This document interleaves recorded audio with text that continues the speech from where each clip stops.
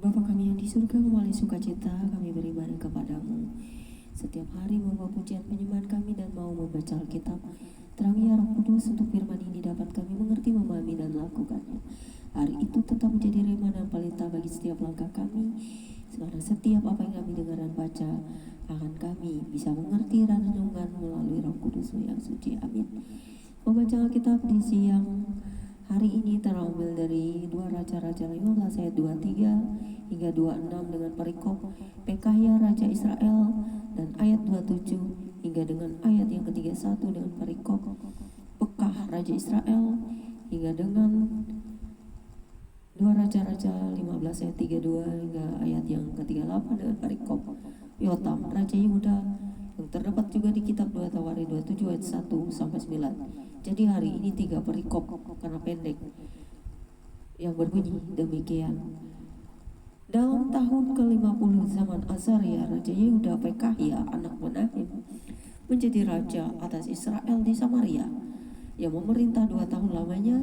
Ia melakukan apa yang jahat di mata Tuhan.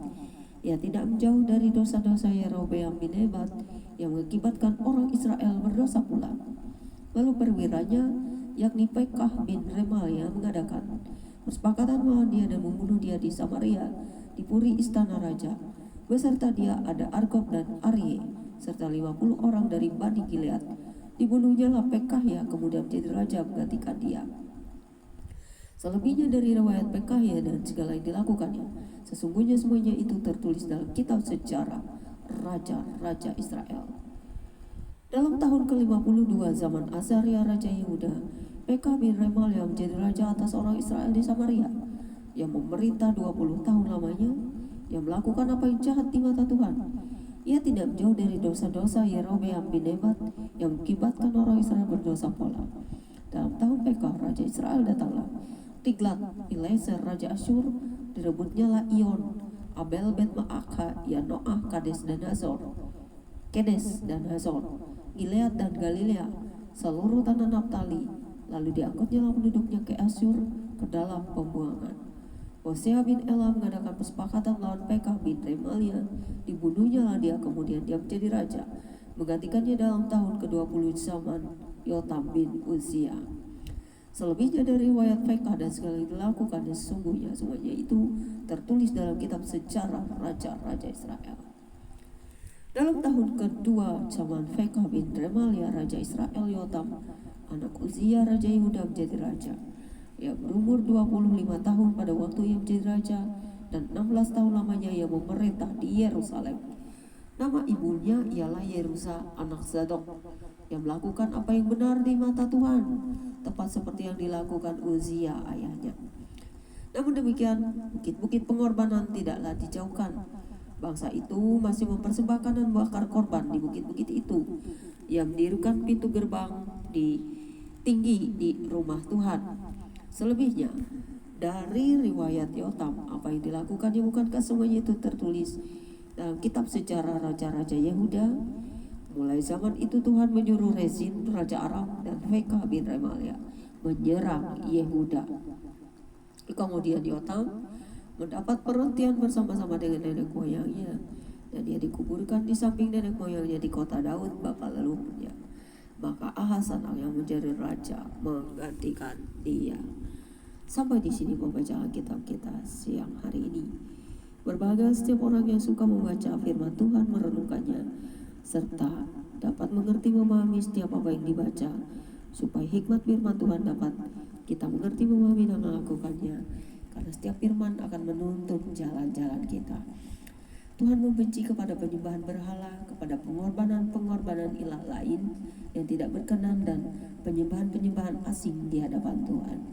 Karena Tuhan sendiri akan menindak dan juga memusnahkan orang-orang jahat dari muka bumi dengan penyembahan-penyembahan berhalanya, penyembahan kepada ilah-ilah lain yang tidak bisa menolong dan melakukan kejahatan, serta membunuh sesama manusia. Karena setiap taburan akan mendapat tuaian. Berbahagialah setiap orang yang cinta Tuhan, cinta damai, cinta kasih kepada sesama manusia, dan tetap di dalam Tuhan yang hidup, yang benar-benar berkuasa.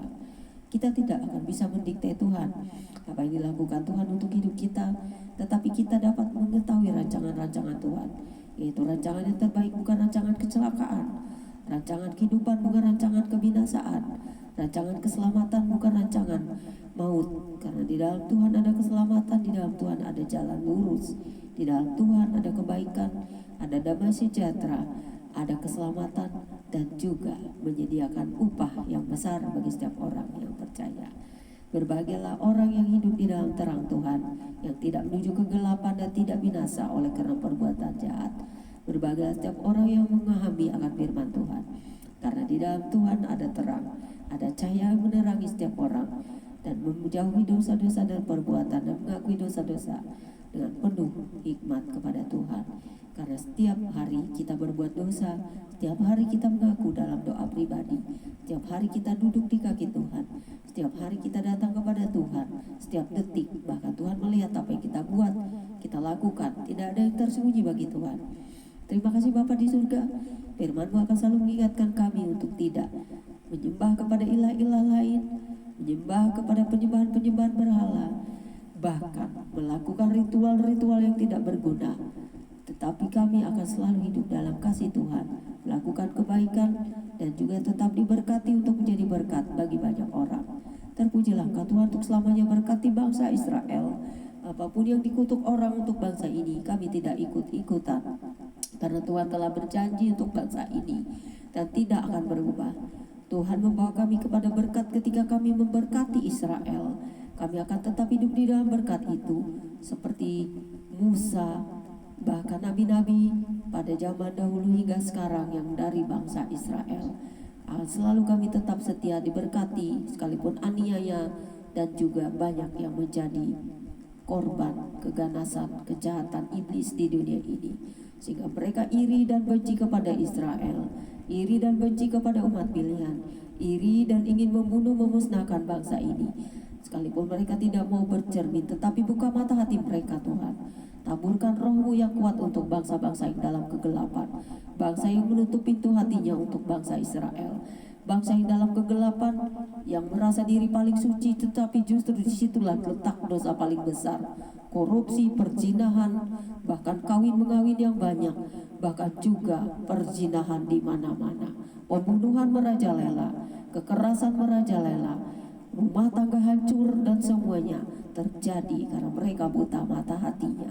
Dan juga umat Tuhan yang dalam Tuhan tetapi tidak mengenal Yesus Kristus, mengenal Yesus Kristus katanya, tetapi tetap berbuat kejahatan, berjudi, berzina, bahkan melakukan pemberontakan baik di rumah tangga, melawan orang tua, membunuh, bahkan juga berjudi, dan banyak hal Tuhan yang tidak bisa kami sebutkan.